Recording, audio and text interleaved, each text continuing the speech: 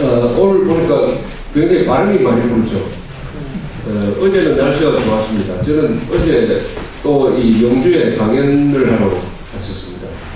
영주에 가면은 영주가 풍기하고 같은 행정구입니다. 영주시 풍기읍인데 인구가 한 12만 정도 됩니다. 한때 인구가 17만 정도 줄었습니다.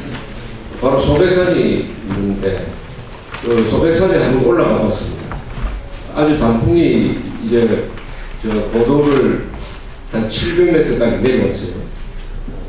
원래 단풍이 굉장히 좋다고 그럽니다. 단풍이 좋으려면은 단풍이 물들기 시작할 이 9월에 비가 조금 와야 된다고 그래요. 그리고 단풍이 아름답게 색이 이렇게 물드는 경우는 주로 계곡가라든지 강가에 있는 나무가 단풍이 참 좋습니다.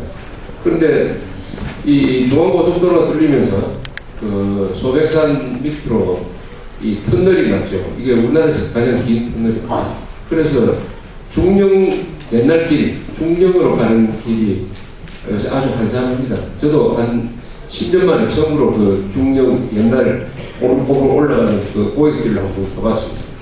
중령이 우리나라 고개가 여러 개 있습니다. 영정 중에 대관령, 진부령, 한계령, 조령 많은데 우리나라 역사에서 제일 먼저 나오는 이 고개가 중령입니다. 삼국사기에 나옵니다. 신라 그 기록에 따르면은 AD 한 100년에 중령을 뭐 어떻게 했다 해가지고 기록이 나와요. 그러니까 가장 오래된, 지명이 가장 오래된 고개가 중령입니다. 높이가 700m에서 한 4m 빠진 거예요. 왜 이 고개가 중요하냐 하면 전략적으로 이 북쪽 고구려와 신라 사이에 이 장벽이 있습니다. 고구려가 잘 나갈 때는 그 중령을 넘어서 이 신라 지역으로 들어와서 신라를 식민지로 만들다시피 했고, 또 신라가 잘 나가니까 진흥왕 때는 중령을 넘어서 신라가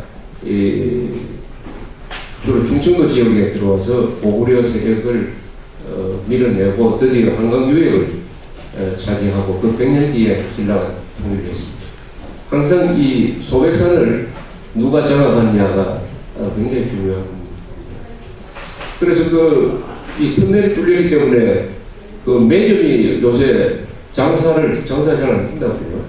그 옆에 있던 주유소는 문 닫은 데가 많고, 이 길이 어느 쪽으로 나면 이 상권이 아주 많이 바뀝니다. 상권이 지금 풍천 가는 고속도로가 뚫렸습니다. 그래서 그 카페가 많은 서종이라는 마을이 있습니다. 양평에. 거기는 아직도 잘 된다고 해요. 여기서 도심지에서 한 1시간 반밖에 안 걸립니다. 그런데 거기서 매점에서 점심을 안 먹어서 뭐 과자를 살고 해가지고 5,000원을 샀어요. 그리고 커피를 한 잔 달라고 하니까 500원짜리 커피를 달라고 하니까 이 할머니 한 60대 된 할머니가 그 커피를 공짜로 주겠다고 해요. 그래서 500원짜리 커피를 마셨는데 굳이 500원을 안 받는데요. 5,000원 매상을 올렸다고 고맙다고 500원 커피를 주었습니다. 아주 기분이 좋았어요. 그래서 제가 택시를 대절을 했는데 나중에 이제 영주 시내로 들어와서 한 10,000원을 더 얹어서 주니까 또 이 운전사는 거기서 2,200원을 별도로 떼가지고 저한테 돌려줘요. 왜 돌려주냐 하면은 여기 내리시고 식사를 하시고 조기 가야 되는데 조기 가는데 기본 요금 불리더라고 하면서 2,200원을 딱 돌려주더라고요. 그래서 영주에 가서 아주 좋은 분을, 그런 사람은 뭐라 그럽니까? 경위에 밝다 이러죠. 정확한 말은 경우가 아니고 경위인데 경위에 밝다 이런 이야기를 전합니다.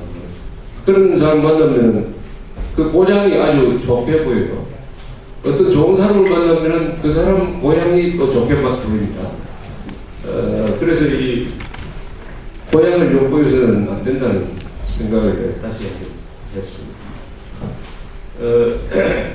요새 지방 돌아다니고 보면은 구호가 아주 눈에 자주 들어오는 구호가 있어요. 이 큰 돌판에다가 이렇게 생겼는데 그게 뭔지 아십니까? 바르게 살자. 바르게 살자는 구호 많이 보셨죠? 아마 바르게 살기 운동본부에서 만든 것 같은데 참 잘 만든 국어라는 생각이 듭니다. 바르게 살자. 거기에 많은 게 포함되어 있는데, 우리가 옛날부터 뭐 정치 구호가 여러 개 있었습니다만, 잘 살아보세요. 박 대통령이 경제개발하면서 잘 살아보세요라는 말을 외우셨습니다. 그 뒤에는 이 잘 살아보세요라는 문제가 해결이 되니까 이제는 사람들이 멋있게 살자 이렇게 됐습니다. 자유롭게 살자. 잘 살아보세요는 먹고 마시는 문제인데 의식주가 해결되니까 그 다음에 더 자유롭게 살자. 그래서 정치적 자유와 민주화가 이루어졌죠. 민주화가 이루어지니까 또 한 걸음 더 나왔습니다. 이제는 멋있게 살자. 멋있게 사는 방법은 주로 문화예술이죠. 문화와 예술을 향유하면서 또 여행도 하고 해가지고 이 생활 자체를 즐기자.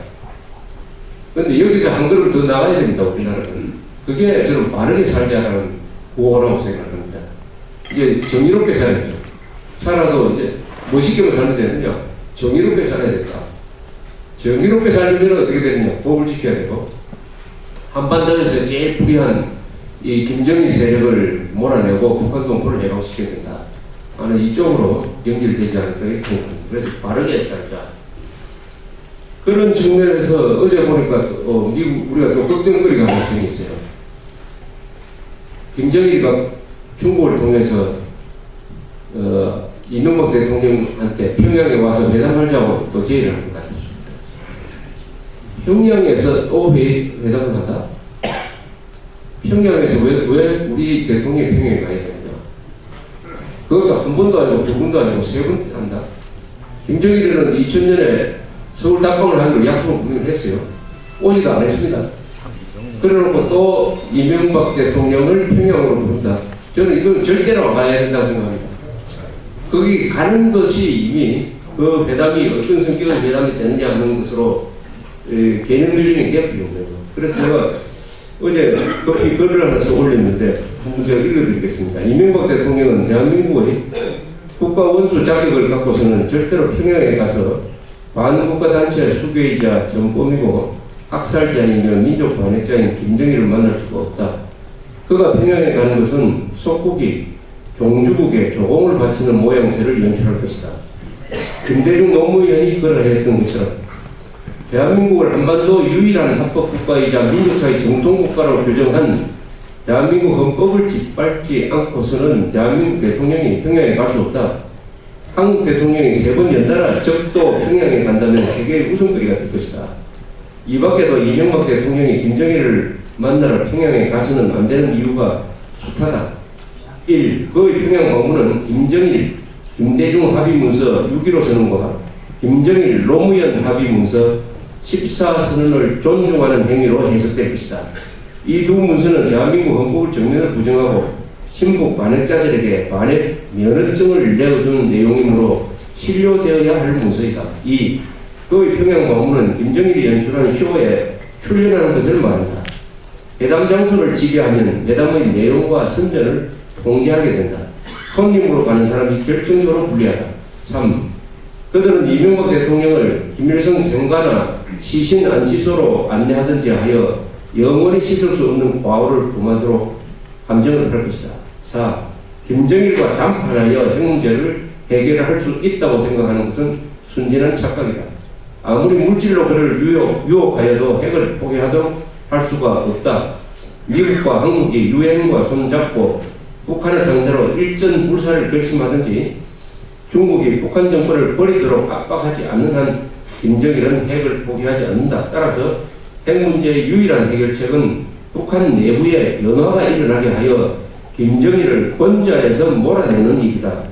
김정일 퇴진 공작을 하여야 할 한국 대통령이 비굴한 모습으로 김정일을 만나러 간다면 북한 내부에서 일어나던 변화도 사라지게 될 것이다.